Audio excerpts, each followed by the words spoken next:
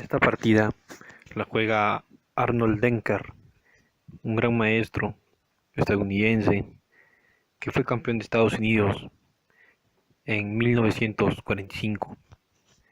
La juega contra un jugador de apellido González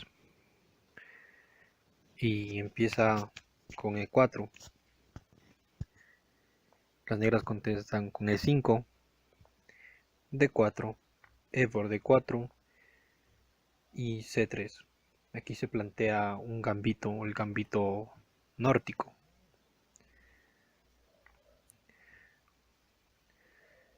D por C3, alfil C4 y C por B2. Alfil por B2, alfil B4 jaque. El rey se mueve a F1, caballo F6, preparándose para enrocar. E5, atacando al caballo. Y el caballo se tiene que ir a G8 porque no tiene otra casilla donde ir. Dama G4, amenazando la entrada en G7. Y posiblemente una descubierta, ¿no? De alfil por F7 con un jaque y después cae el alfil negro que está en B4. El alfil vuelve a F8 para defender el punto de G7.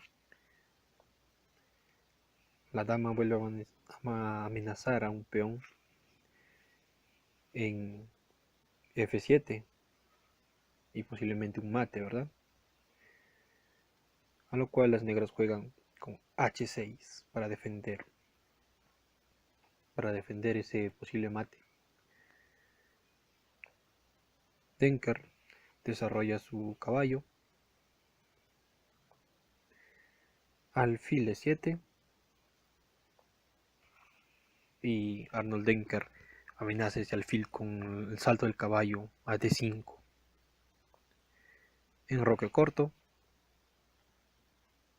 y Denker hace una jugada preciosa. Jaque, caballo F6, jaque. El rey se va a H8. Denker desarrolla su caballo H3, tratando de llevarlo al juego, al ataque. Alfil por F6, peón por F6 y G6. Dama F4 amenazando al caballo. El caballo se tiene que ir y se va a F5. Caballo G5 y el caballo se va a D6 defendiendo el punto de F7.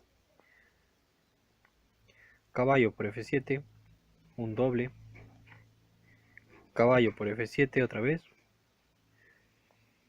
Y Denker mueve su dama a H6. Aquí ya no hay nada más que hacer y el jugador de las piezas negras abandona. Pues si captura la dama con ese caballo, hay un jaque al descubierto moviendo el peón de F7 y no habría nada más que hacer.